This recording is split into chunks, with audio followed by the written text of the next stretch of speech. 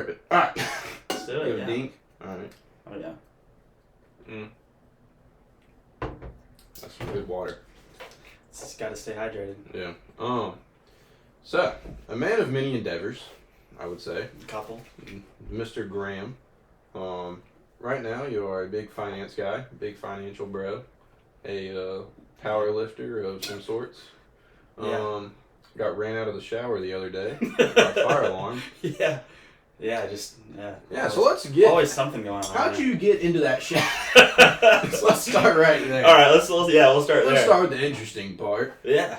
So actually, I've been having, ever since I moved into my apartment, the tub has been stained, and I've just been putting it off, and like, I wanted to call maintenance because I was like, this isn't me. I mean, the soap's clean, so it's like this bottom Clearly should be dirty. And so eventually I called maintenance. I'm like, hey, can we like get this refinished or something like that? So they're like, sure, we'll come refinish it. They come on a Friday. I'm supposed to be going to the Greenville Drive game that night with Sydney and some other people. Mm-hmm. And I work out right after work, but I need to shower. Obviously, I'm not trying to, be stinky at the drive. Trying to be a smelly guy. Yeah. And so I just shower at the, I'm going to shower at the gym. Where else would I shower? Yeah, not a bad place. So, I'll argue. So I bring my stuff, got my man bag, gotta have all the stuff, Yeah, sure. Can't shower without soap.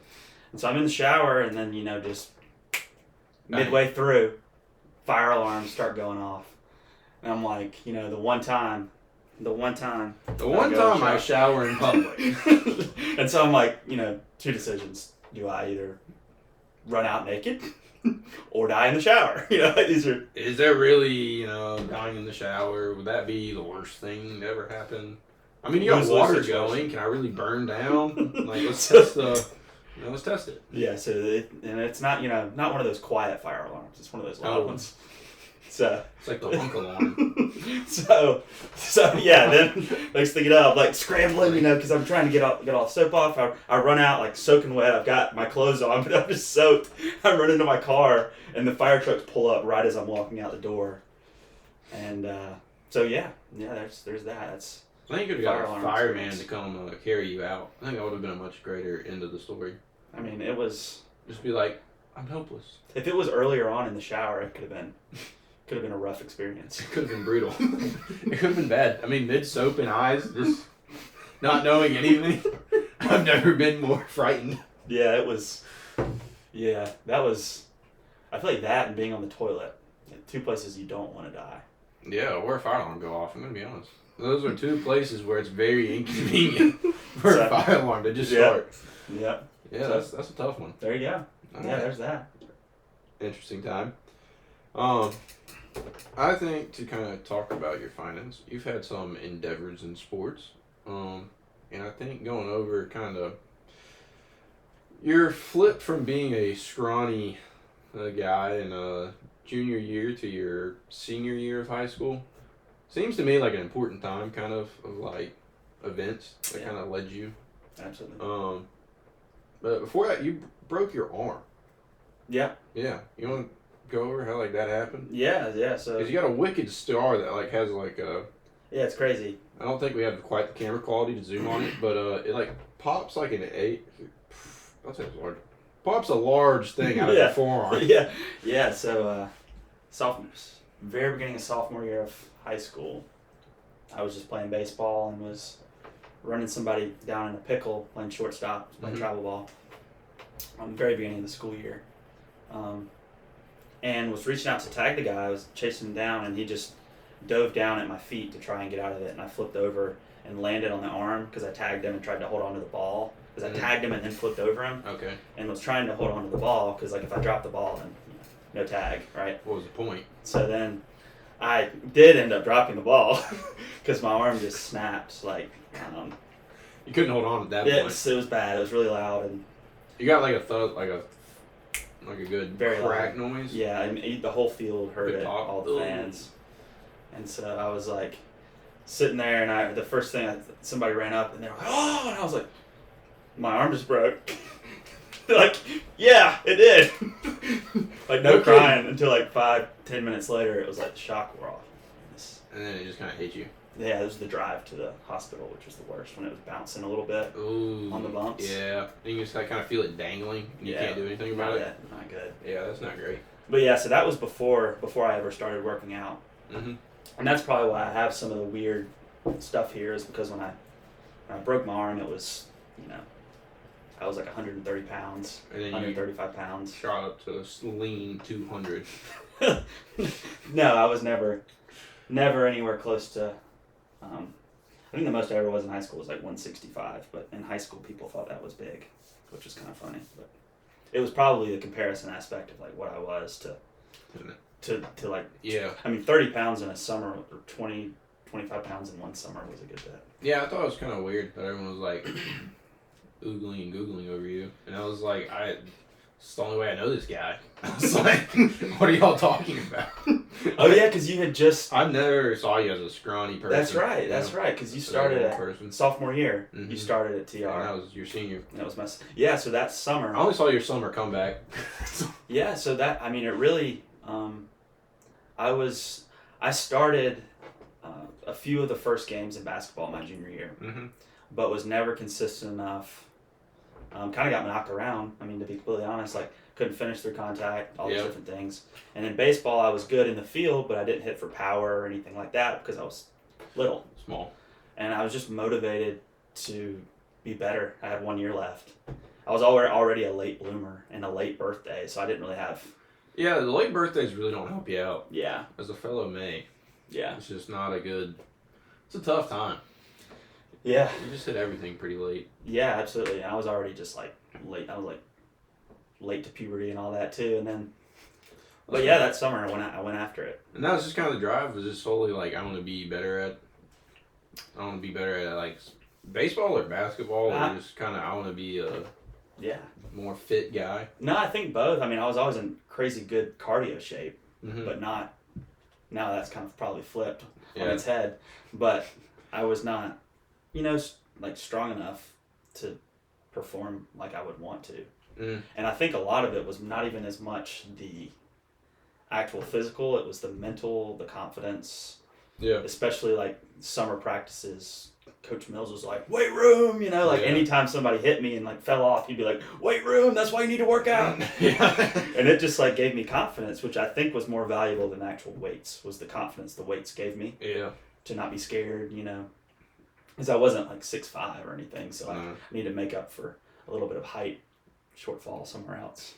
Low center of gravity. Yeah. Strong guy down there. 6 foot. Yeah. Creeping. Shoes on, I'm 6. Yeah. Easy. Yeah. So, no, that's kind of the motivation behind that. And I was always driven in everything else, but... Yeah. Yeah. I think that is interesting. Not only... I think it was weird to watch. Because, like, everyone's like, wow. Like, we played the first couple of games, and everyone's like, whoa, who's this dude? And I was like, yeah, this guy's been doing this for, like... past couple months in practice. Like, I was like, why is everyone shocked by this? Yeah. But yeah, that's kind of a crazy part of the mental side of it versus like the actual like physical game. And I think that's a good way of putting it. There is something about like getting the weight on and being able to like hold your own. Yeah. That more flips the switch than any part of it.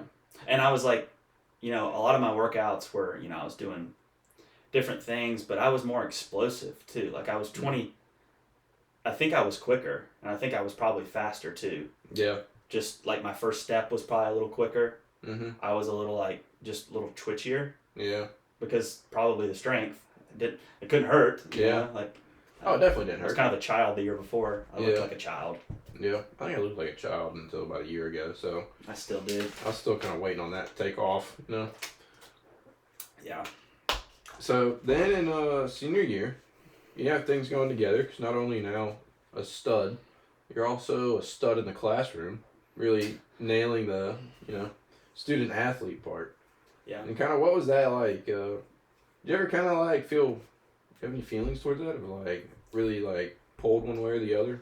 Yeah, I always worked really hard, and I would downplay it because it was never cool. Yeah. But I studied. I did my work. I never turned in a single assignment late. I don't think like my whole life. Just always on top of things, and always was kind of motivated in that too. Because similar to my dad, he like my parents both did great in school, but they both worked hard, like Mm-hmm. naturally smart, but they had to work hard. It wasn't just, there's really not many people who can just not work hard and do amazing in school. Yeah. And I did well, but it was really just, I always felt like I was kind of leaving something out there if I didn't like give it my best. Mm-hmm. So that, it really just kind of came from that. And my parents weren't the type to really motivate me. I just like knew I needed to do it and do well. It's kind of the expectation, I guess. Yeah, I just kind of sat on you like, you need to handle business, kind of. Like, yeah, that's understandable. Yeah, and I think, definitely that's a part of it. But just feeling like you're, at least giving your best. Because if you're not going to give your best in the classroom, you're probably not going to give your best at practice. You can't be disciplined in one aspect of life and like be completely undisciplined in another, and expect it all to kind of work. Just like flow. Yeah, I agree. I'd say like the personality doesn't really drop off from one thing that you're doing. It's just kind of going to carry over into whatever activity you go into next. It's going to kind of take you there. And I think that leads us kind of into that summer after senior year. You have this good year, you got into Clemson. What did you originally go there for?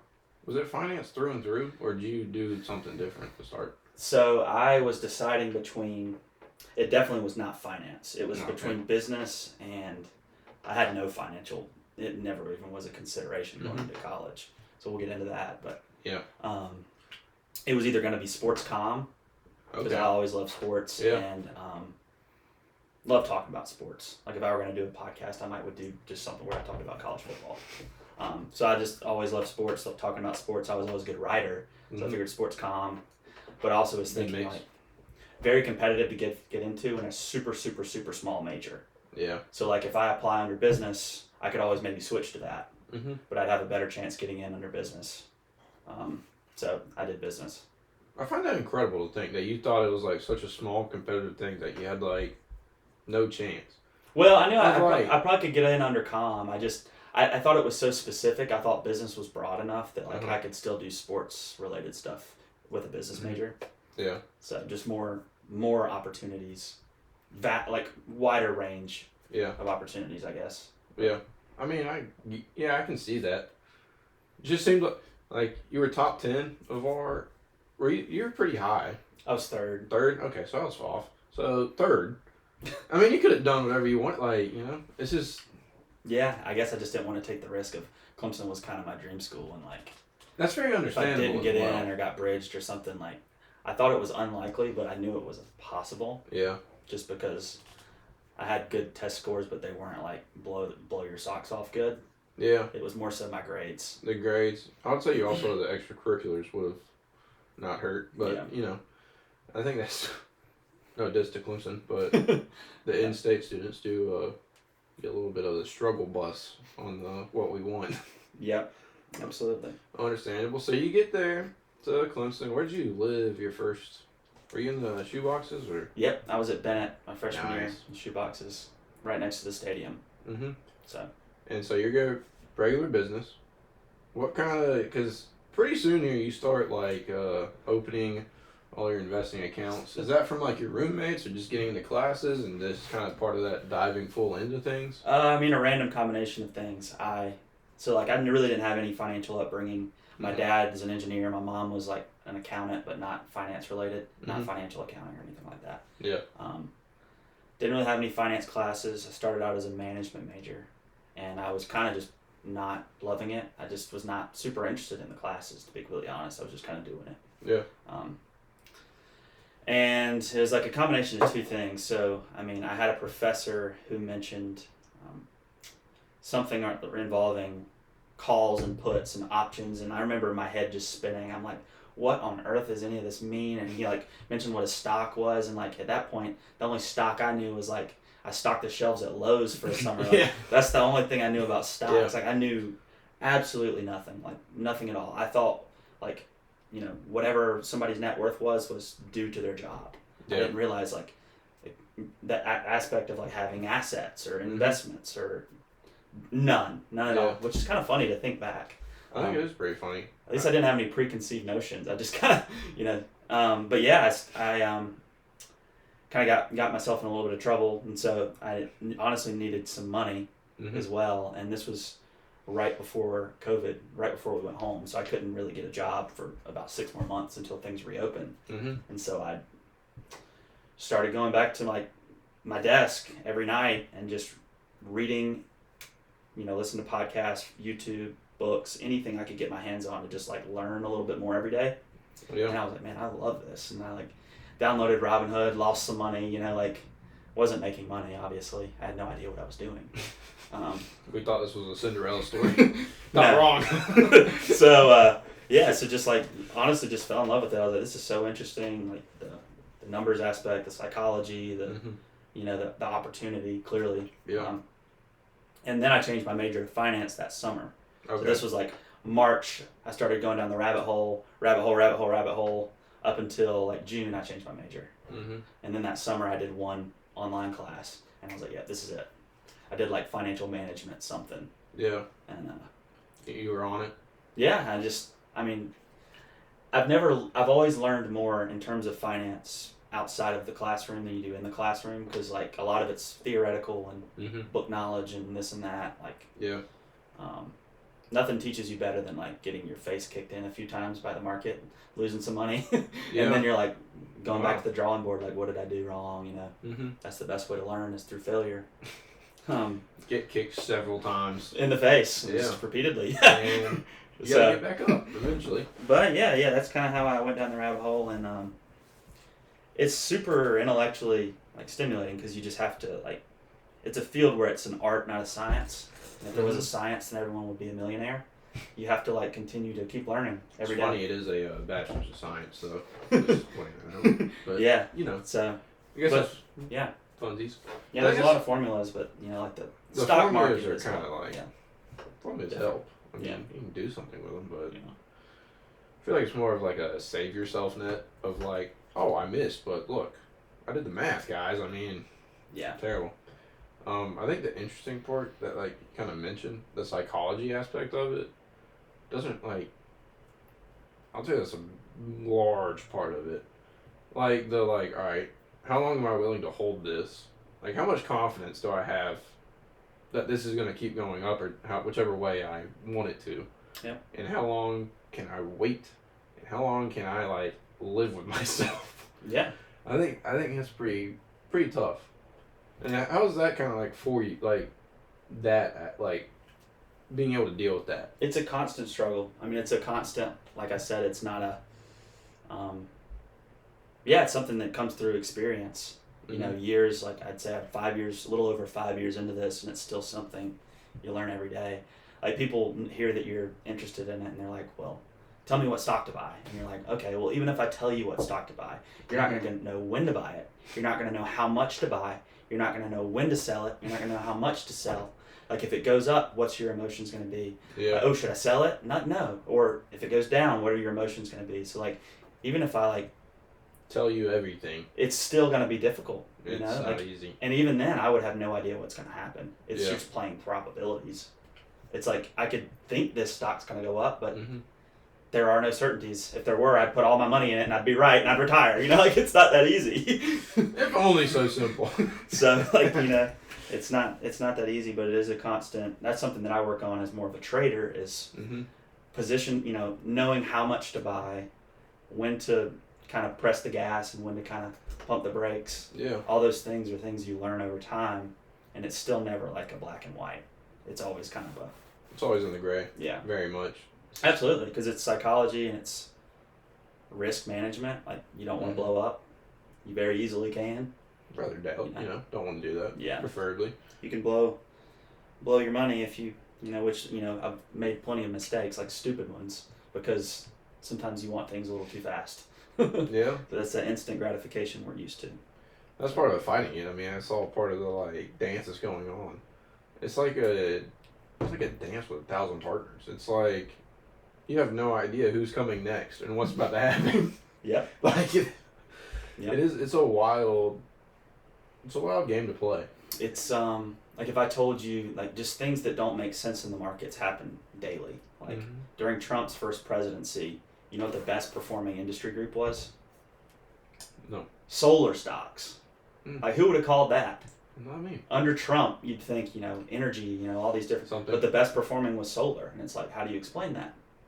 It's like, that's when you go down the rabbit hole of like, thinking onto this and into this and into this. And so, yeah, at the end of the day, it's never completely intuitive. And usually, most of the time, if you're going with the crowd, that's kind of where you get crushed, because the market is designed to fool the majority. Yeah, it's designed to fool the majority of people. Yeah. Someone's got to make all the money. Can't go to everyone. I don't know where they are, but... I don't know who is, but it's not me. What was the first kind of time of getting, when you did options, the first, option or, sell that you had that it was like, wow, I'm not a moron anymore? Yeah, so it honestly was luck. Mm-hmm. I started out and got some beginner's luck, coming out of COVID, right? It was pretty hard to miss. I had $500 to my name, but I mean, that's what I was trading with. So and that's, so I ran it up a little bit, not much, 100% on $500 is $1,000. So it's not it's like, I'm retiring. So then I kind of went on a losing streak, and then I was last ditch effort. I had a really high conviction trade on cannabis stocks. Huh. And so I bought calls on. You got high on cannabis stocks and. I bought Aurora Cannabis and. Yeah. Held these options overnight. Uh-huh. I can't even remember what the original thesis was, but for whatever reason I was so confident on it. But also at the same time, there's a saying, it's called "Don't let the wish become the father of the thought." So I really needed this to work so bad that I convinced myself it was gonna work. It was gonna work. So that's kind of the state I was in mentally. Yeah. Because I needed to come up with $1,000 for something that I'm not gonna get into. But anyways. Yeah. We need the money. So I needed the money, and I got lucky, and it went up, and I made $4,200 overnight, and I was like, yeah, this is what I'm gonna keep doing. Yeah. And then I was sitting down with my dad, and we were going through the spreadsheet. We're oh, you're gonna be a millionaire. Yeah. That's when I should have known that it was too good to be true. I was like, wow. It was not repeatable. I needed to have something more to rely on than luck. Mm-hmm. So that's where I really, really got the itch, because I think that happened in May of 2020. Mm-hmm. Sounds about right. 2 months after I got into it. Yeah. And nothing seeing something like that happen. That's about as much as I would have made working all summer somewhere. Yeah. Mm-hmm. And so seeing your whole paycheck for 3-4 months and 24 hour or however long your call or put was. Yeah, it expired at the end of the week, so I had to be right, and I had to be right immediately. You did a week long? Yeah, I think it was a weekly expiration. It was. The odds were low, but it was. I mean, I'm thankful it happened. I don't think I would have given up if it didn't, but I don't know. But it would have hurt. It would have hurt real bad. Yeah, but that was wild. I remember I woke up at 6 a.m. and just was looking at it, and I was like, wow, this is happening. The stock was up 60% overnight. Yeah. So if you know anything about options, that means your option's probably up 600% just because it's got a lot more, whatever. So, but I was just waiting. It was the longest 3.5 hours of my life, waiting for the market to open at 9:30. Don't go down. And then it opened, and my Robinhood app completely froze. Probably from all the people selling. It froze because I think it was glitching. It was you just went up, and this was when Robinhood was a little earlier on. Yeah. Now their technology, you'd think, shouldn't do that because they've got a lot more bigger people that are in there. It wasn't all people with $600. So it froze, and I honestly sold at some horrible prices because my orders didn't execute right, and I was honestly pretty upset, which was my first real experience with greed. It was I was really upset, and then if I zoom out, I'm dude, you got lucky in the first place. You made money. You're still good. Yeah, but I was it should have been this. What I was thinking, because my app was glitching and all these things, and so I just panic sold. Mm-hmm. But I got out, and it was still a pretty solid plane. Still went up. Yeah, and from then I was hooked. I wasn't profitable. I was kind of just treading water, break even for years. Yeah. It's been a series of doing pretty well, and then just ruin it with a few bad mistakes because it only takes a few. You start taking little steps up, and then you go for just the home run swing, and you undo all your progress. You do a little bit of tumble. Yeah, you undo all your progress with one bad decision, and that's why it's so hard to do well, and that's why they say like 90+% of traders fail is because it's, most people can make some sort of money in the market. Mm-hmm. The hard thing is keeping it, and not getting impatient and wanting to make it faster. That's usually what happens. Yeah, I'd say it's kind of like a blend of like. Would you say like having a strategy and like sticking to it? I mean, almost. I mean, it's like. Yeah. If you try to like. Absolutely, it's got to be repeatable. If you're doing something and then all of a sudden, let's say I'm just trying to make small gains, and then you try to go for the swing. You might hit it. Good chance you strike out though. Yeah. Better chance that it's against you, or whatever your strategy may be. It's just like. You kind of got to stick to something and be confident that your strategy is going to work. Yeah. Otherwise, you're going to try to ditch it, and then it's going to definitely probably not work out. Yeah, well, it's like what I said. It's all about probabilities. So, like, in a sample size of 1, mm-hmm. Literally anything can happen in the markets. But if you have a strategy that, you've proven to be successful over, let's say, 100 trades, mm-hmm.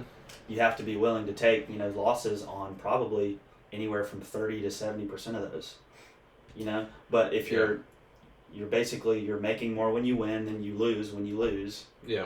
And that it's like the law of averages, working out. It's like basic probabilities, but we don't think that way. Well, it's also simple when it's not a dollar sign in front of that number. You want to win. I want to win this trade. I want to win this one now because why? I need $600. So $600 would help me out incredibly. Obviously, I mean.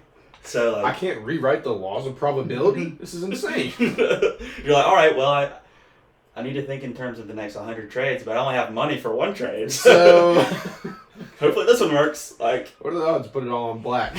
Yeah. So yeah. I mean, obviously not going to get into like the depths of my strategy or anything like that, but that's a big turning point for me. Is like, okay, really having something that's somewhat repeatable, that's like written out, like this is what I'm trying to do. How long did it take you to like get to that point of like, let me write out an actual idea instead of like just kind of like making trades based on like, maybe a little bit of market research or whatever, but like actually having like, this is my clear thought process.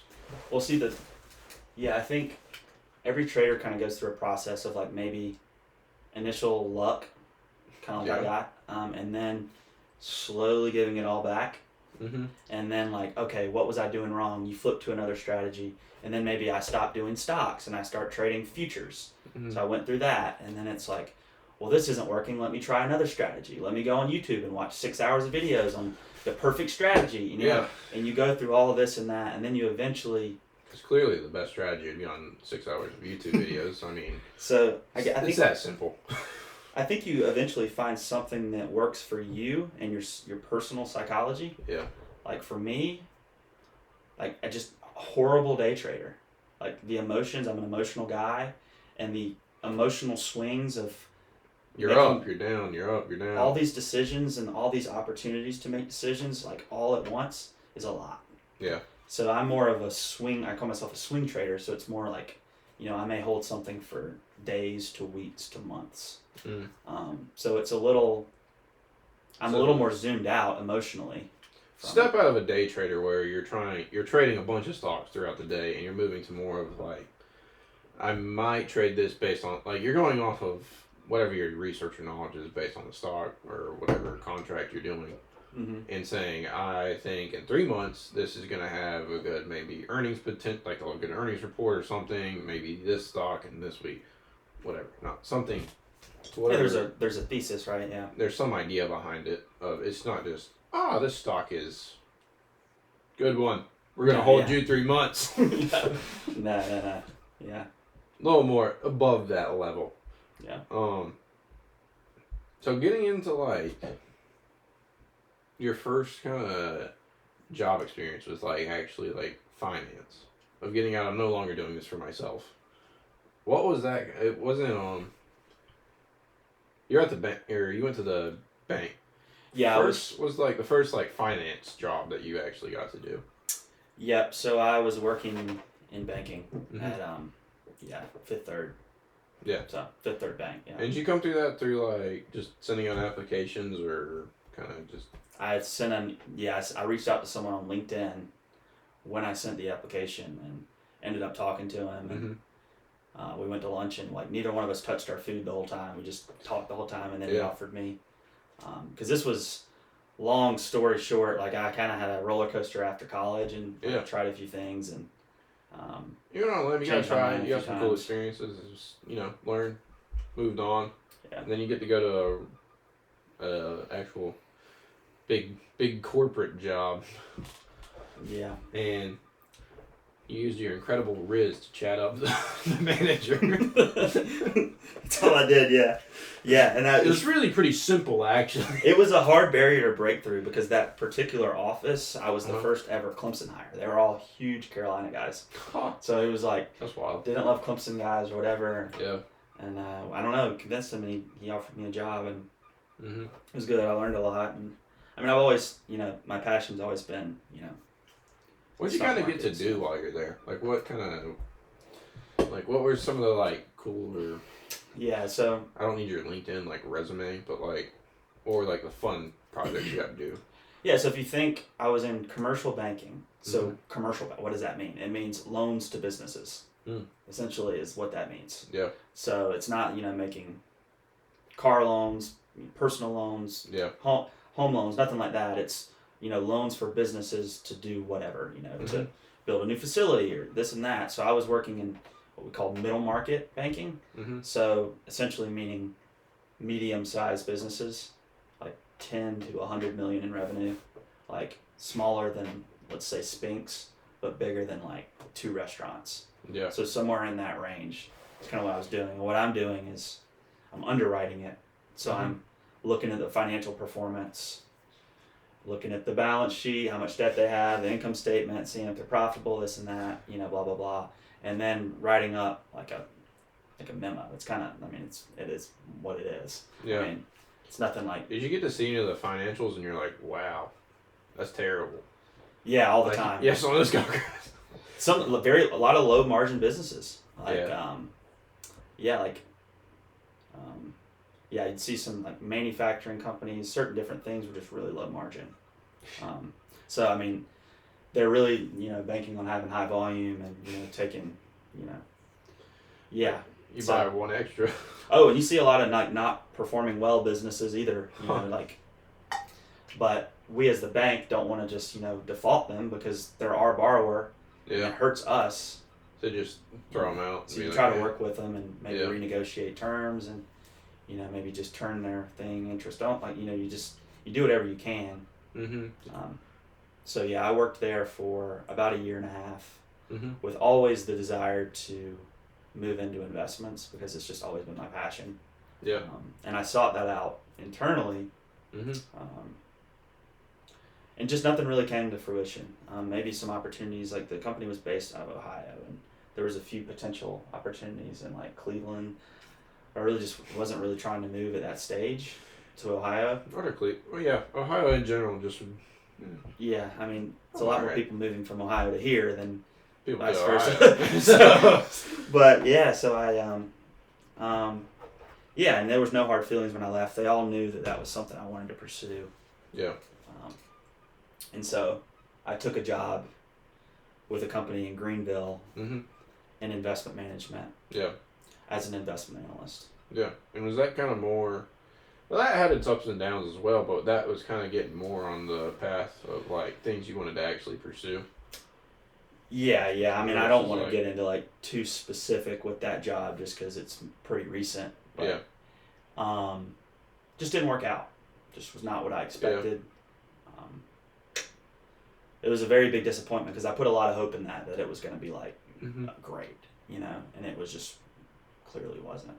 Yeah. I was just very, very unhappy, very just anxious, like just working a ton and not doing exactly what I thought I would. Well, I think that's very understandable. I mean, like,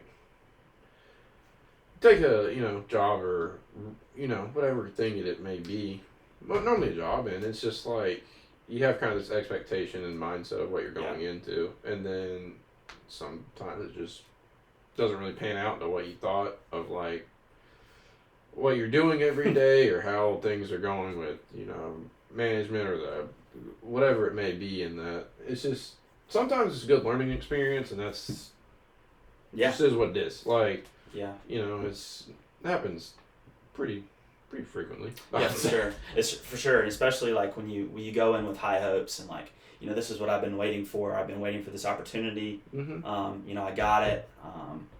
I left a good job that I had, even though it wasn't exactly what I wanted to do. Mm-hmm. Took a pretty good pay cut to like chase my dream. Yeah.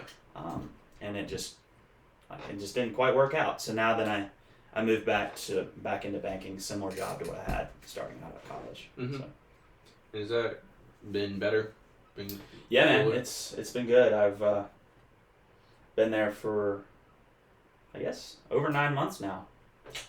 There you go.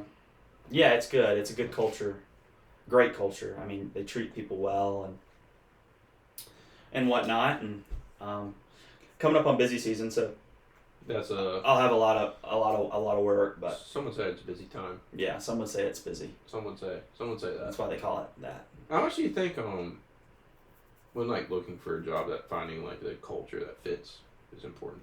Like, how much do you think that's kind of like worth? I think it's so much. I think back to the one job, and I just felt this overwhelming sense of like uneasiness when I walked in the door. Yeah.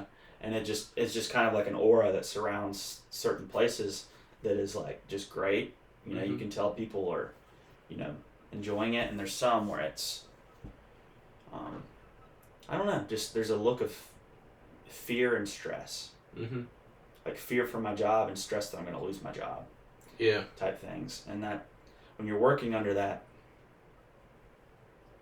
high feeling. Performance and that, like, the anxious feeling of like every performance. Oh, and don't get me wrong, like I was kicking ass. Like I was doing a really good job when I walked out. Yeah. Like when I walked out the door, it was a shock. But I was just like, how much longer can I do this? Yeah. Especially with, just a number of things. I think that self-realization is a pretty big part of it. It's like I got an opportunity, and it was like either now or it may be 3 more years. Yeah. 2 more years, 1 more year. If I know now that I don't want to do this for another 5 years or another, however long, might as well. 5 minutes. Yeah.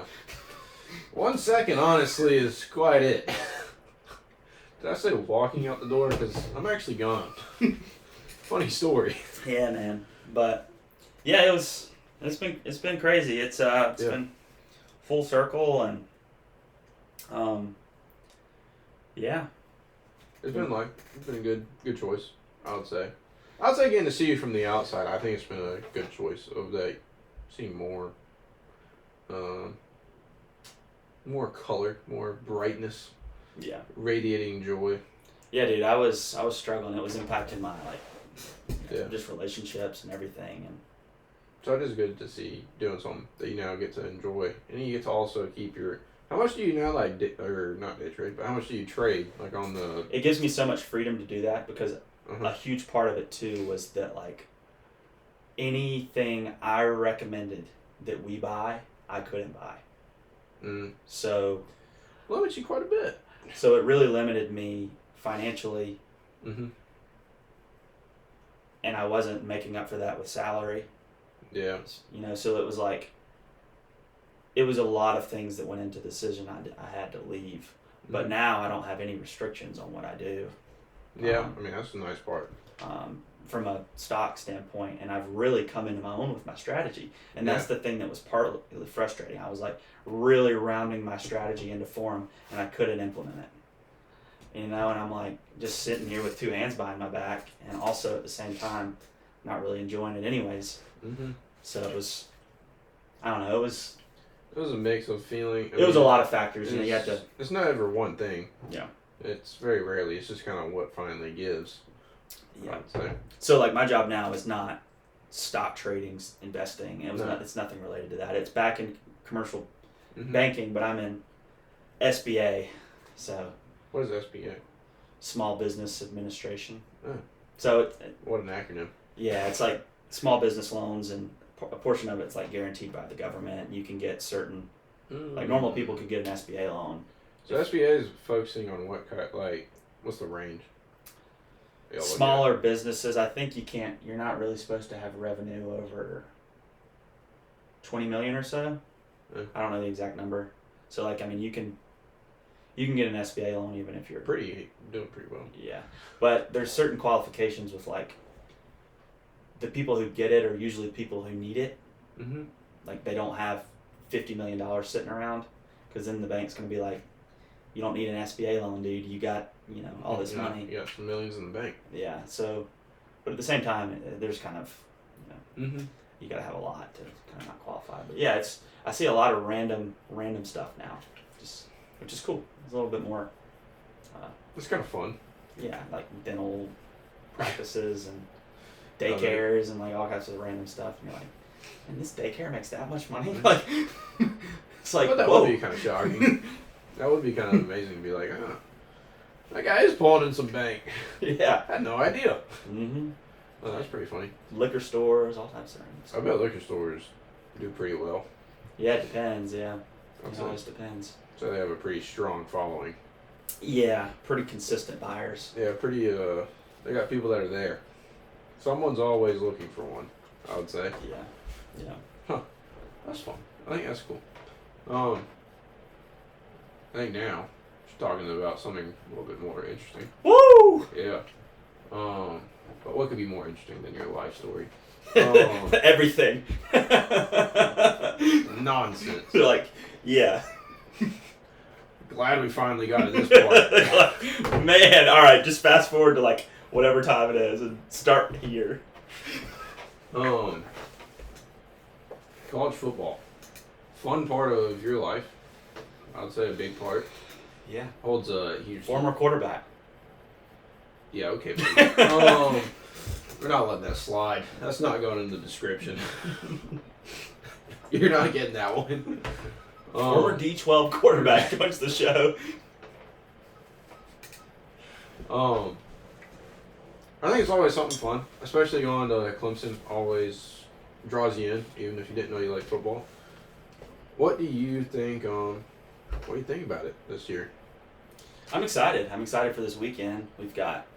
You got a test up front. Yeah, and just from a college football... Like, I love just college football in general. I used to watch all the games. Now I just kind of watch the bigger games. Yeah. But we've got games all weekend and Well, Thursday through Monday, actually. College and you had nothing else on my problems, and I could watch every game. Yeah, more so like middle school. There's nothing stopping me. Middle school, also a good time. Who do you think? You think Cade's actually gonna step up and be the dude? I think so. Yeah, I think he's got. I mean, it's like anything. It's like I was talking about with Stocks. He's got a lot of experience now, 3 years in, and I think he's got a great team around him, a great offense around him. I mean, he's got great wide receivers. He's got a good running back room. The O-line has been together. They're all experienced. They all played together last year. Well, I think it's interesting having like Randall in the backfield now. Yeah. I think that you can do some pretty wild sets with him back there. Yeah, I mean, he's a threat out of the backfield, catching the ball. Catching the ball and running. I mean, like... 6'2", 230, and he runs like a 4.4. Yeah. It's like the sets you can run with him. Why didn't we think about this earlier? Yeah. I mean, just hand him the ball. Like, just give the man the ball. It's pretty simple. Yeah, I kind of agree. What do you think, defense-wise? Think you're going to be able to... I think normally we have a pretty good defense. Yeah, we were horrible last year, but that's why we hired a new DC. Yeah. We have all the talent. I need to see it, and we'll know week one, like, how much improvements have been made. Last year was the worst Clemson run defense since the 70s. That's pretty interesting. I think it's interesting after, like, Venables left.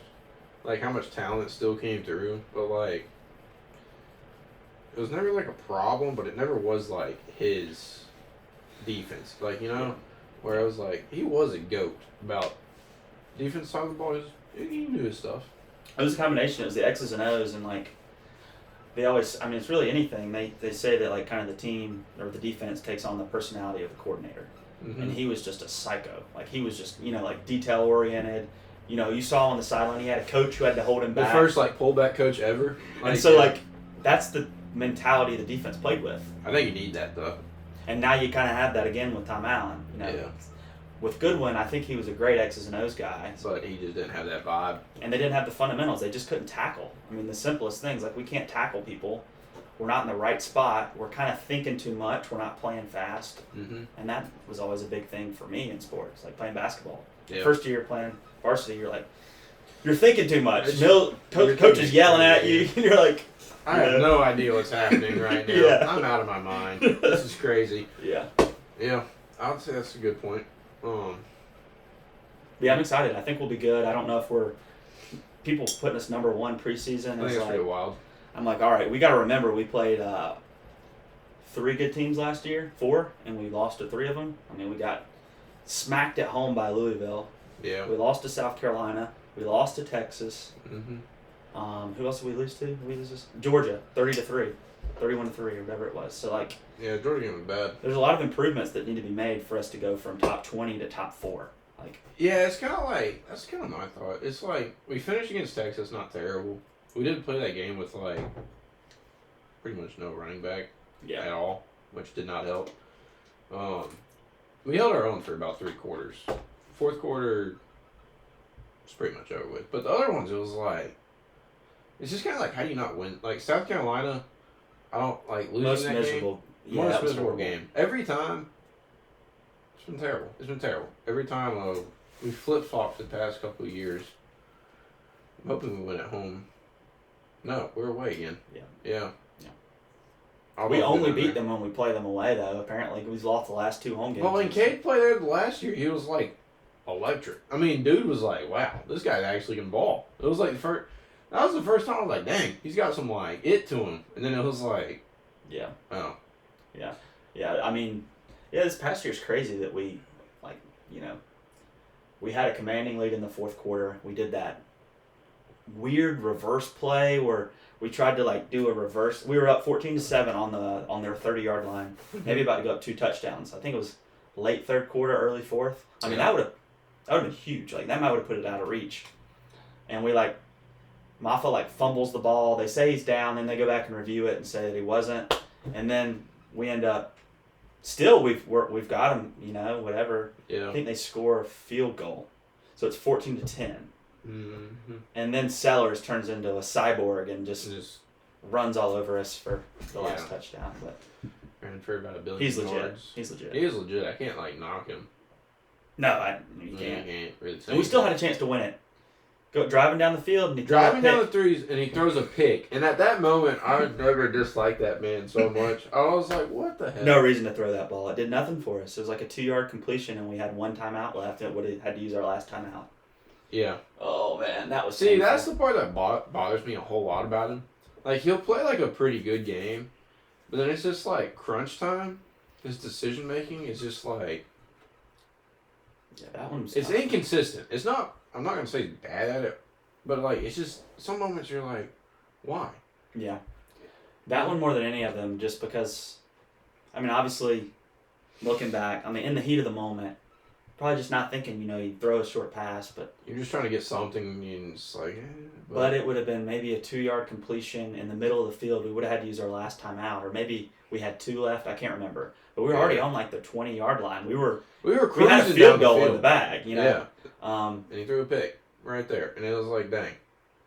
And that was that. It was like, it's wraps. No, that was the game, because we had no timeouts left, I think. Yeah. Or 1 timeout left. We didn't have enough stop clock. Yeah, so it didn't matter. The other one that really sucked was the 2 years before that, where It's 33-32. It was 33-32. He caught the punt, was trying to run it back, and got punched out at the 50. And I was like, are you kidding me? Are you kidding? I remember watching that in the stands, and that was terrible. Yeah. It was just bad. No, it is frustrating because you think about it, it could easily be 9 in a row against It could have Carolina. been. Instead we've lost 2 of the last 3. Yeah. Yeah, it's going to the fourth one's going to be interesting. I do think Sellers is going to be a dog, though. He's good, man. Hopefully we'll see how his receivers are. They say I hope Nick they're Harbor. terrible. I hope they don't show up. They say Nick Harbor's going to be, now that he's just playing football, he's not running track anymore. But week before the Carolina game, usually us and Carolina kind of play a nobody. It's kind of a bye game almost. Just get healthy. Yeah, just kind of cruise. Yeah, just cruise. It'll be interesting. Good.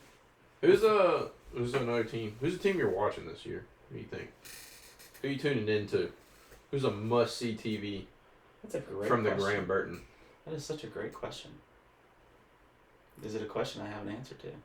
I mean, I think obviously Texas, I'm interested to see Arch Manning. Who's not interested by Texas? So we'll see how Arch Manning is. They play Ohio State week 1, so that's a big one. Honestly, Miami, I'm interested to see how they are with Carson Beck coming over from Georgia. I'm a hater of Carson Beck personally, but I know, like everyone, but I'm interested to see. I'm on the train. I'll be curious to see what he does. I think they'll be. I mean, they're not going to be like the most exciting watch ever because they're going to be, great O-line, probably a great running game, and Carson Beck will probably be asked to do Carson Beck things. Hopefully make some good throws on play action and not anything too crazy. But he's also coming off like a surgery. He tore his ligament in his elbow like pitchers do. I think he got Tommy John or something. So I mean, see how good he can throw the ball. I'll be curious. See how much dog he's got in him. He just does not seem like a locker room guy to me personally. He wasn't in Georgia. No, not from what I've heard. I've never heard any positive story about him, at all. So yeah. I don't know how well that will go. I think it's pretty hard to win the locker room in 1 year if you don't have some factor to you. Yeah, I mean, it's also experience too. Maybe he's learned from some of those things, and it's if he's probably part of him's I only have 1 year, so I need to prove myself to these guys. I'm not gonna be combative, or I need to rally the troops type guy. Or it's I got $3 million to come play down here, and I'm gonna have fun in Miami. That is also, if he had problems in Georgia and Athens, Miami's... A lot of football players in Georgia have problems. Miami's from an entertainment standpoint, he's got he's got plenty more to do in Miami than he did in Athens. Oh, yeah. Well, I mean, Georgia football, funds Georgia State Police pretty consistently. Yeah, they've had their share They've had some run-ins. Yeah. With the fellas. Yeah. The Ian Shefflin story wouldn't even have been a story if it was Georgia. No, it would have just been oh, okay. Third one this week. Yeah, alright. That's cool. He's going to have to stay in study hour for an extra 20 minutes. Ooh. No, don't make him. Oh, no, stop. Tough one. Terrible, but true. Yeah. It's kind of bad. I mean, I don't know. It's crazy. Out of all the games, I think our game's personally, week 1, the best one.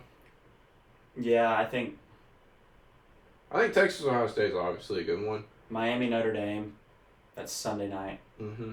Notre Dame to me is always someone that's just gonna kind of just fall apart eventually. It's just kind of waiting. Hey, they made the national championship last year, but they did lose to Northern Illinois. At the same time, the year before they lost to Marshall, so they're always just kind of bipolar. Yeah, it's dang, it's this team's really good, and then all of a sudden you'll be like, why is Notre Dame tied right now with, Potato State? Yeah, it's I don't. What? Where did this come from? Yeah, no, it's crazy. I mean, it really is. I think, personally, I'm obviously most interested in Clemson LSU just because they're kind of mirror images of each other with the quarterbacks and the wide receivers. And they got Brian Kelly coming in there again. He hadn't won in Death Valley, has he? No. He's beaten Dabo with Notre Dame. But Notre Dame got stopped. Last time they played was the monsoon game. The last time they played in Death Valley, yeah. Death Valley. Yeah. Yeah, they played other times. Yeah, they won. They beat us in that COVID game in 2020. Well, yeah, that was a tough one when DJ was 4th and 85 yards. It was all right, we're probably not getting this one. And they blew the doors off of us at Notre Dame a couple years later, 2022. That was also rough. I think that was also DJ. Yeah, they threw in Cade and we were down 3 touchdowns and he threw a pick 6 or great something. Timing. Yeah. Well, they put him in on I think we were on our own 5-yard line. Our 5-yard, and they're like, "You want a chance?" Yeah, great timing. Good timing for that. Put in the true freshman on the road on his own 5-yard line, down 3 touchdowns. Dude, if they went close up, he had to probably be that meme where the hands are just Yeah. Stadium Pulse is electric right now. Yeah. We are cooked. He's seeing 12 routes and there's only 5. Yeah, it's not gonna go well for you. Yeah. Yeah, that was a tough one. We beat him last time we played him in 2013 at at home. was when Phil Maffa ran for like 200 yards. Awful was a beast. When he was healthy, he was really good. His senior year was kind of or this last year. I don't know if that was a senior, fifth year, or sixth year, or whatever year they go to now. Yeah, kind of a downfall. Yeah. Yeah, well, he had a good year, and then he like tore his rotator cuff. Yeah. He tried to play through it, and just, I mean, good luck playing running back, getting hit constantly with a torn rotator cuff. Like, doesn't help. Just wasn't. And he was kind of a power back anyways, so it just. Very hard to lower the shoulder. Oh yeah, I'm sure it sucked. I bet that was so painful. But that was not fun. Yeah, and so last 4 or 5 games, he just kind of, He just fizzled out. It just got worse and worse and worse. Every hit he took, it probably. Yeah, it was just, you're kind of cooked. Yeah. There's nothing you can really do about it. I put that on the coaches though, because they weren't rotating guys like they needed to. Well, the other thing that really blew my mind was when we put in that freshman running back to return a kickoff, and He was doing well. He was doing well, but I would not put him in when we had. No, he was all we had at that point. No other running back. Yeah.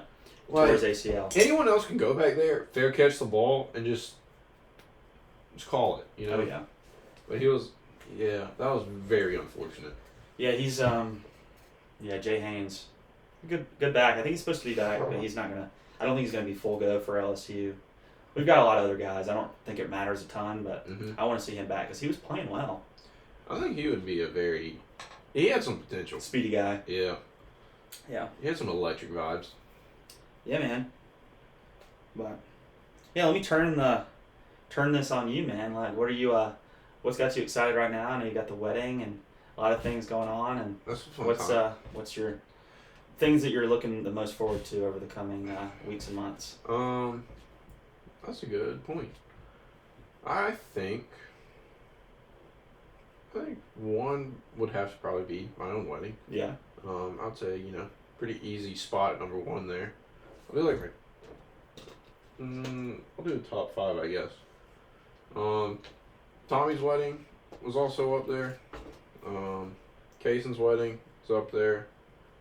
Got a lot of weddings. A lot of marriages. Yeah, which is, it's exciting to have not only ours but all the people in my groomsmen to be a part of theirs in some capacity. To Kaysen's get to be invited to and go hang out with him. Tommy's got to actually be groomsman for it. I think that's very cool that it's kind of everyone's connected like that. I think that's pretty neat. Fourth thing I'm kind of interested in would be kind of nervously interested would be starting to write my thesis or terminal project. Yeah. I think that's going to be very unique because it's here's the world and go pick anything you want to talk about and talk about it. And actually figure out some type of answer or solution. And I think that's pretty. It's not like school, obviously, where it's write an essay about X for 2,000 words, and it's not necessarily work either, where it's maybe it's more subjective, but it's not you're doing this report or you're doing this whatever. It's very much you go decide something, and it's no one's really ever asked me to do that. Yeah. So I think that'll be interesting. I think it's going to be a nerve-wracking and, up and down process throughout the year. Yeah, it's a lot of, I'm sure you have a professor you'll kind of be working with. Yeah, so I'll have a chair, who I already picked, and then I have a committee of 2 people. So you have 3 people's input. You have the chair who leads you kind of directly, then you have the committee that gives advice along the way of things that they might be more specialized in or whatever it kind of fits. My committee, I have one that's more transportation kind of oriented because I'll probably look at bike ped plans and then integrating AI to it. And so the other part of my committee I was a GA for, Russell Stahl, cool guy. But he did his whole dissertation on AI, and it was pretty cool. So I got to help him with that, which kind of influenced my idea. And then my chair is kind of just he's a pretty cool guy. He's the department head, so he's just kind of jack of all trades, but a master of all trades still. So A master and a jack. a master and a jack. So he's pretty good. He's pretty cool. So it'll be interesting. Yeah. I don't know how. I don't know. That is a strong number 4 though, of things I'm thinking about. 5. I don't know. I'd say continuing to get to do this. I really enjoy getting to sit down and Yeah, this is fun. talk with you. You know, you get to talk about your life some. You get to kind of just shoot it for a little bit, but it's also I think it's cool. I think know a lot of good people, and I'll we don't always make time. It's hard to make time. So I think getting to keep doing this, keep having people on, probably get some comebacks. Have you on another time. Oh yeah, dude, it's just cool. I think it's great to have these conversations with people that you're probably not just gonna sit down with somebody at a table for 2 hours and just really be intentional about talking unless you are doing a podcast. Unless you're doing something where you actually, I don't think you have to consciously really hard think about your answer, what you're saying, but it's more just you're not gonna set the time aside. You're not ever gonna really talk about it. There's things that I think with everyone I've had on, I just never talked to them really about. I think it's cool that you maybe did something and but then I was cool. And we just continue doing whatever was going on. Yeah. And so I think this actually provides a space of I get to actually talk about their piece of their life. And they get to share it as well. I'm not forcing anyone to drag you on here and be hey, you have to come on. Yeah. Fact. Otherwise, I'm just gonna continuously blackmail you until you do. No, it's I think it's a cool thing. I don't think really much of that 10 people might see it. I don't think, Yeah. It's more just a way to actually just do it. Yeah, it's also something for you to go back to as you get older. I listened to a guy. He had a pretty big following, but he had a following on a podcast or anything. But he started his own podcast, and the reason he said he started it was because I think he had some type of voice problem. So eventually, he's going to probably get to the point where he's not able to speak. But he wants to have podcasts where he talks about.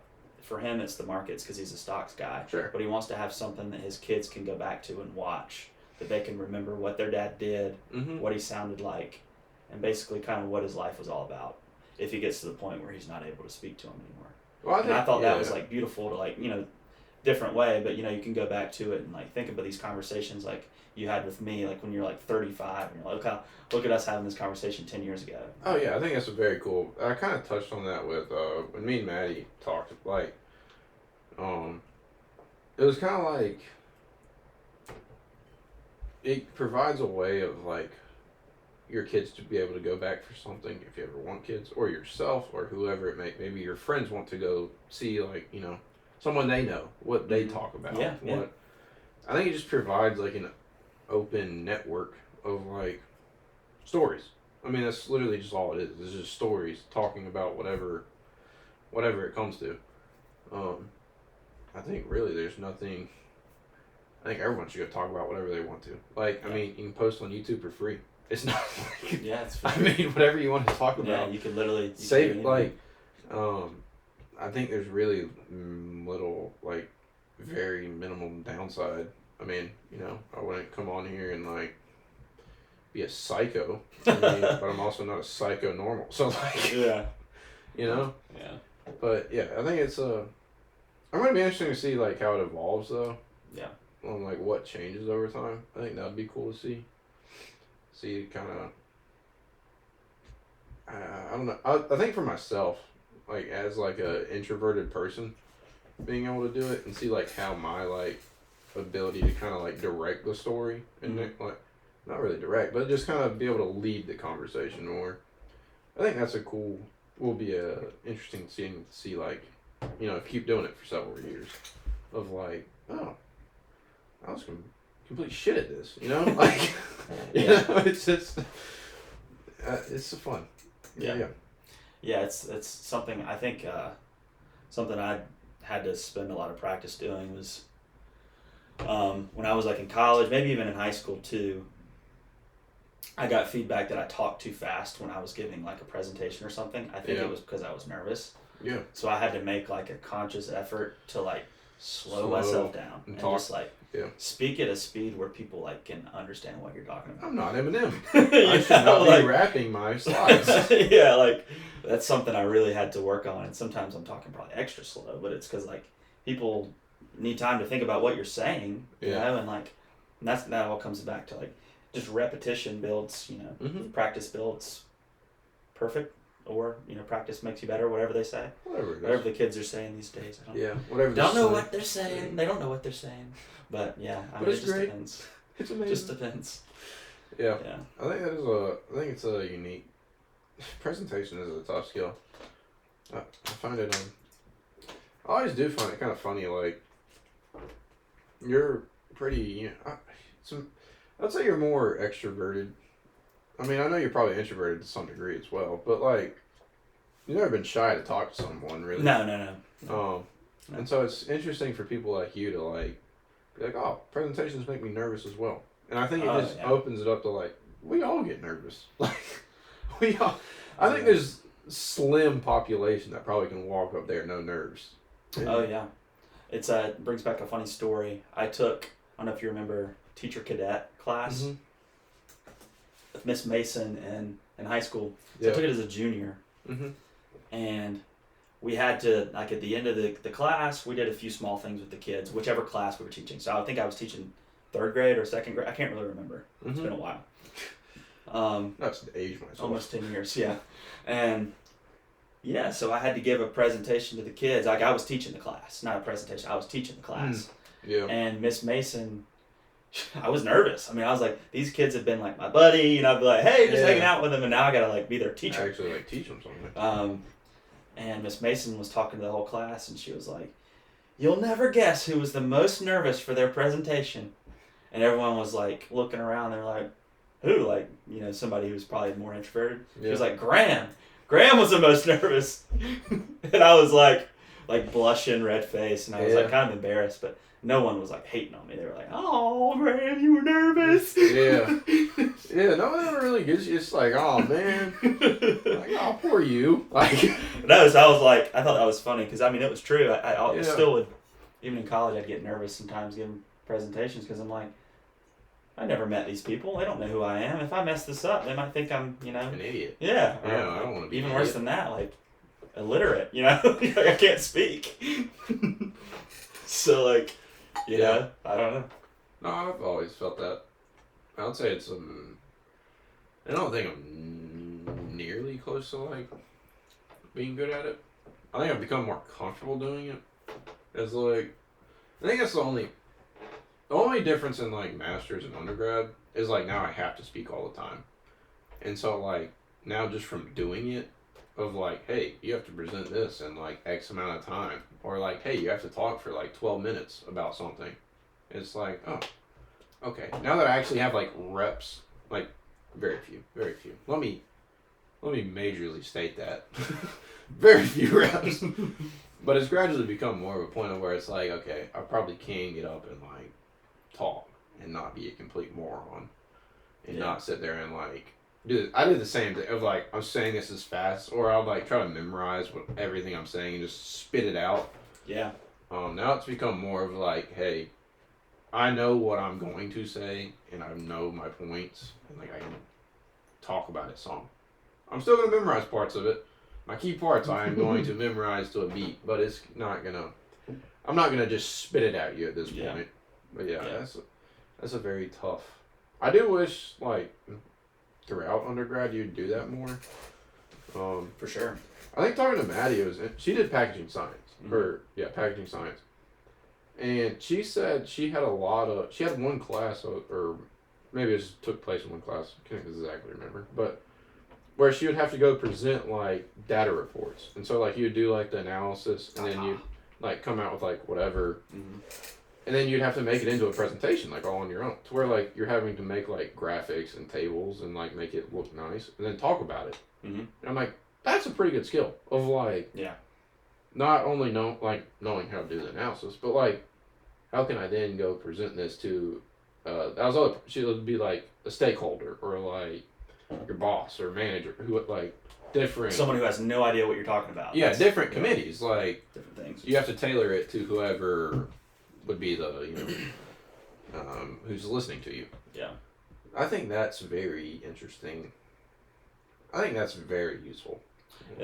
That's like something that I try to, like, when people, like, I don't want to bore people to death, and I genuinely think it's super interesting. Like, well, you only bore like 3 people, so like. So yeah, right. But, like, talking sucks about. For them. I was gonna say, like, talking about the markets.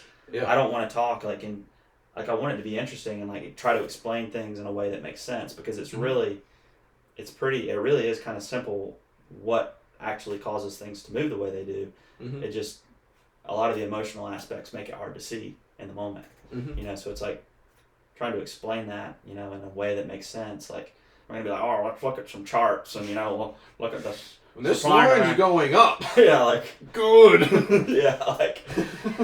So, all right, cool, thanks, dude. Thanks. I'll take that, and I'll go use it. But yeah. What do you think you could break down the best of, like, going through, like, stocks and stuff of, like we talked about strategy, and you don't have to explain your own strategy, but, like, on the strategic wise, what do you think, like, here's a better question. What do you think an average person who has, limited amount of time on a strategic plan, what would they do? They'd probably, there's a number of things. Like, if you don't, like, have an interest or want to spend the time, then, just start early and, buy index funds, or, just do something consistent and don't think about it, because it's hard to beat the market. Yeah. So if that's not something that interests you, then don't try. Don't try. Yeah. So, but if it is something that interests you, give up. Yeah, I was gonna say, if it is something that interests you, you got to find, like, the right resources, because there's a lot of crap out there that's just not.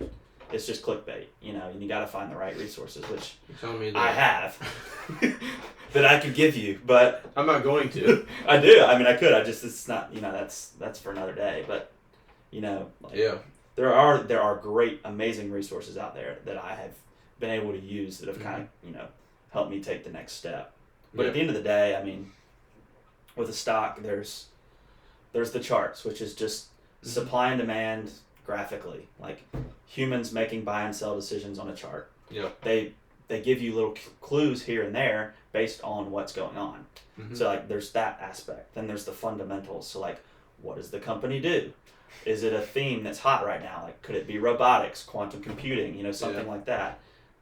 And then fundamentals, like, are they growing their revenues a bunch? Are they growing their earnings a bunch? Like, if you click all these boxes, and then you have, like, a strong catalyst, like a new deal, or, you have all these things that you check, and, like, if you have a bunch of them that hit at once, but for me, the most really important is the chart, because I need to get the timing right.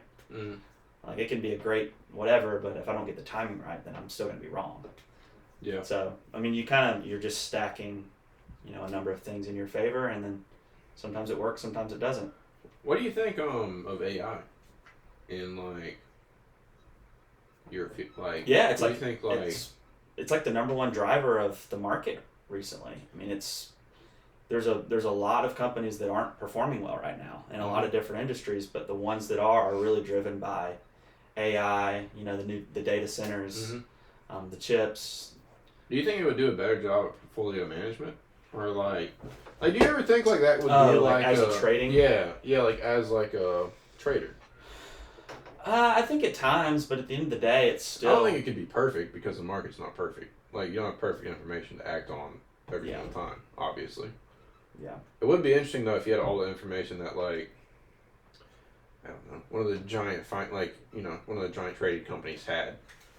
Like, if they created, because, like, the reason I mentioned that is, like, SoFi, what they do is they have a robo advisor, yeah. And I put money into that, and it's for, like, the past, like, 6 months, it's up, like, 9%. Yeah.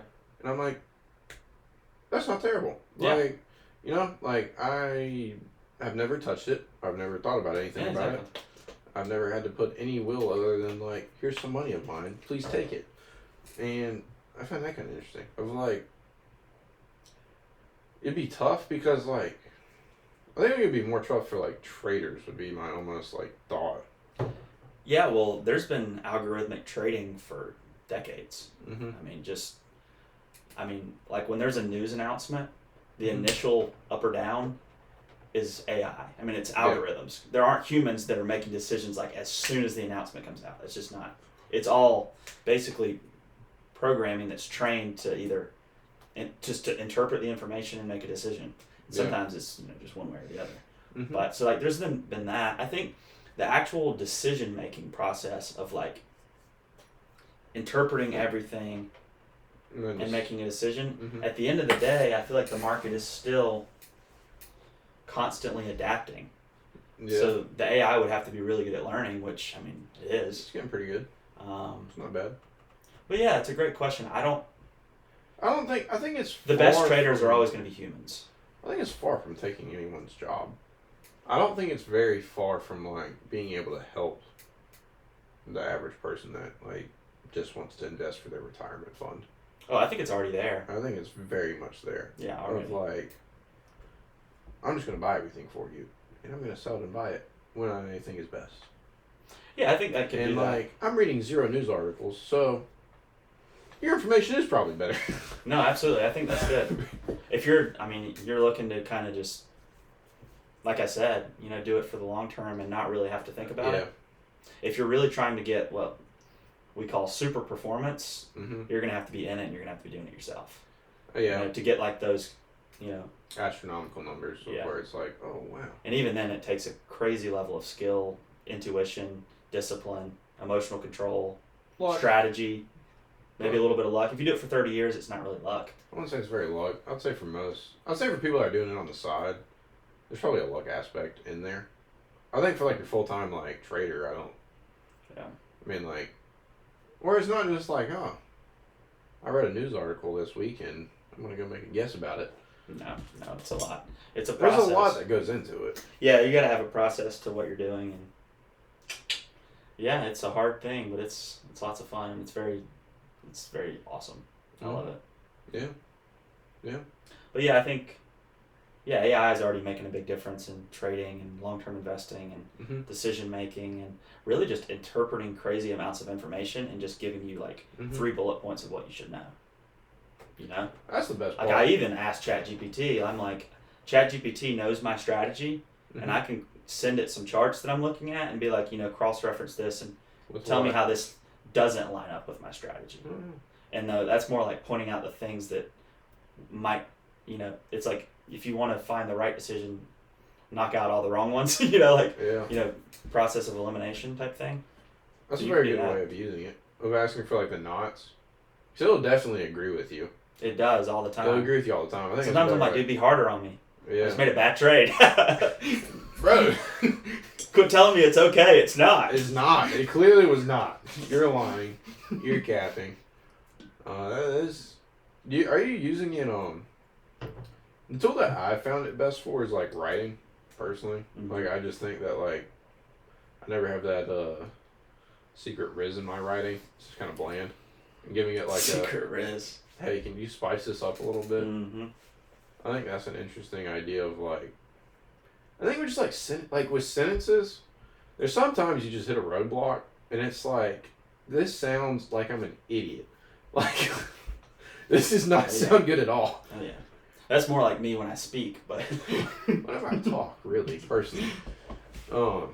Yeah, I think that's kind of been like, I think that's where it can help the most for like, the only thing I don't like about AI is like in schools.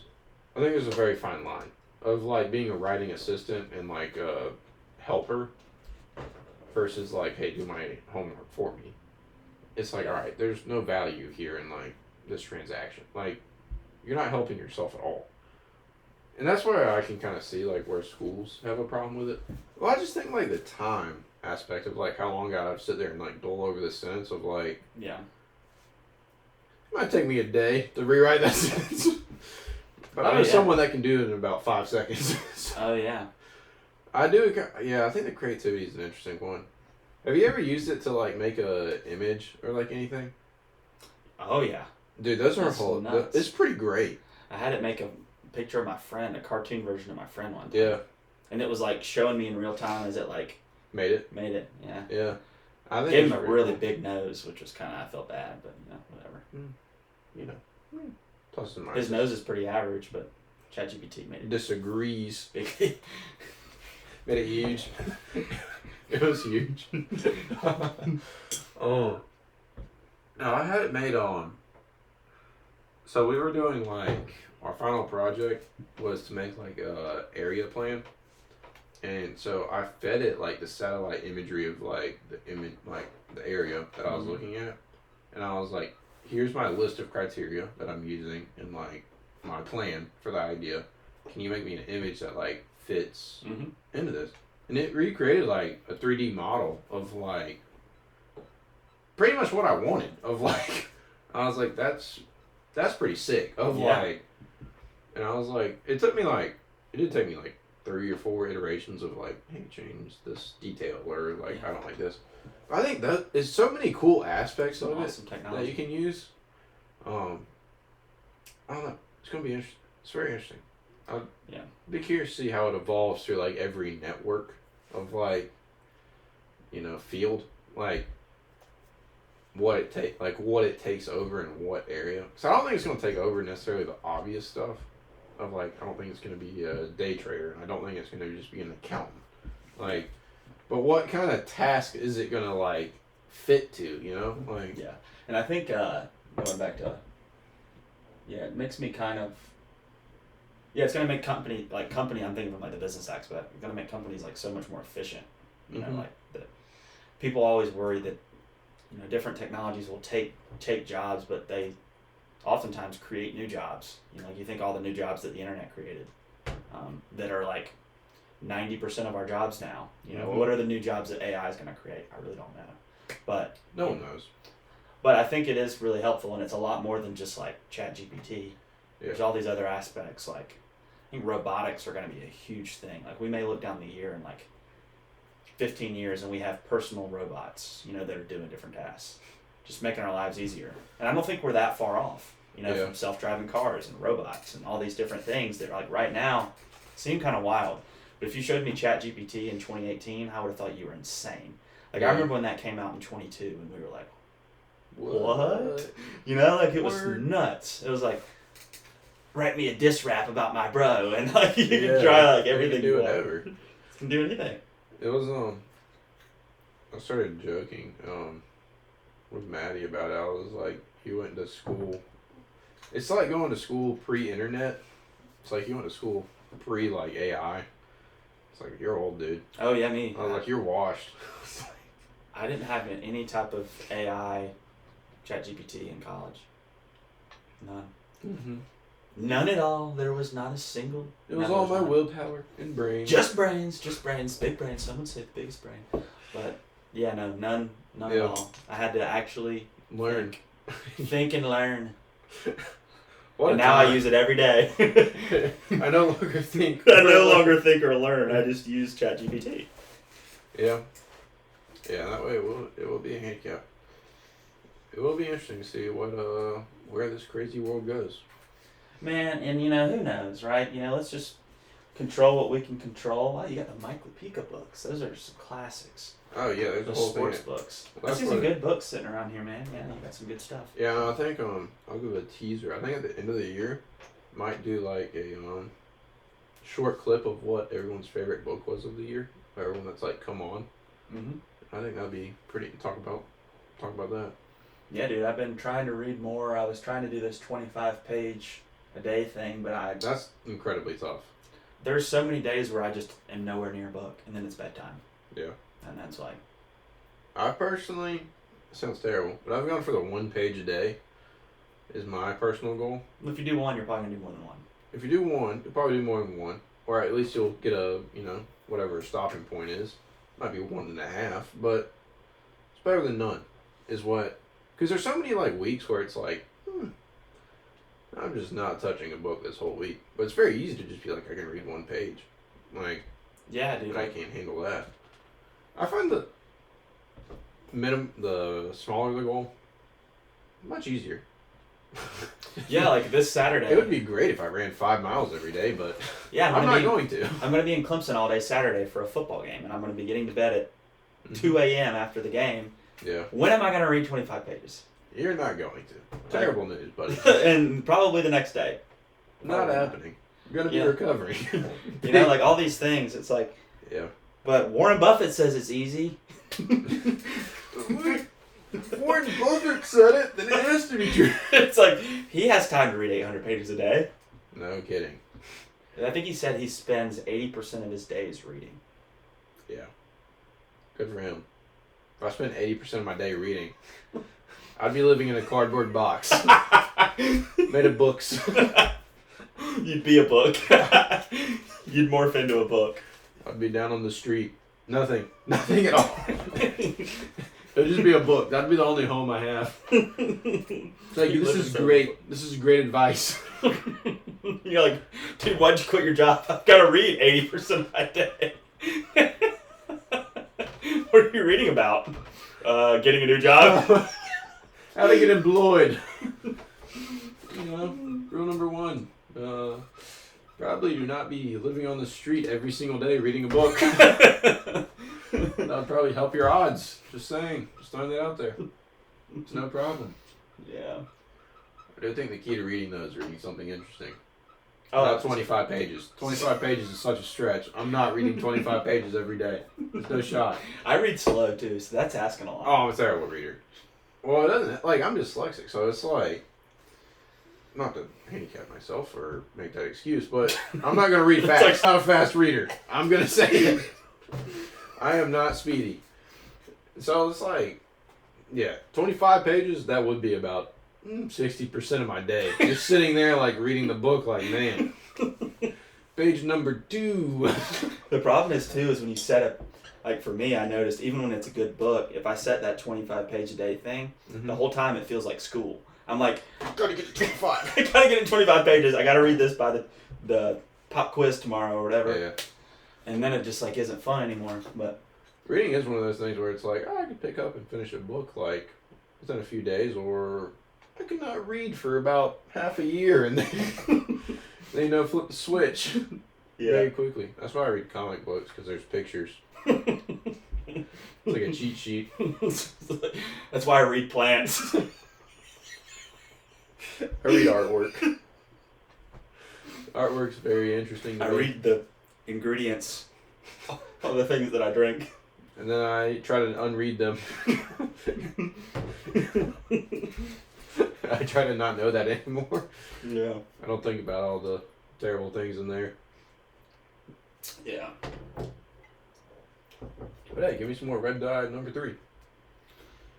Hydrochloric acid or whatever is in there. Some bleach. What's the worst that could happen? Yeah. Yeah. All right. You got anything you want to end on? Any high notes? What's a cool thing coming up for Graham? Yeah, I've got your wedding coming up, so that's something. I've got another buddy of cheesy. mine getting married. Cheesy pick right there. Yeah. Who's the other? Do I know that or no? Ashton. Ashton? I don't know. Got that. Saturday will be fun. Excited for football to start for sure. Who's not? I'm yeah, nothing too crazy. Great time of the year. Sydney's birthday is next weekend. Wow, that's coming up fast. Mm-hmm. So, yeah, life, living Can't complain. the dream. Keep on going. Yep. That's what they said. Well, thank you for doing this. Yeah, man, of course. And here's to you. Enjoyed it. Yeah. Yeah.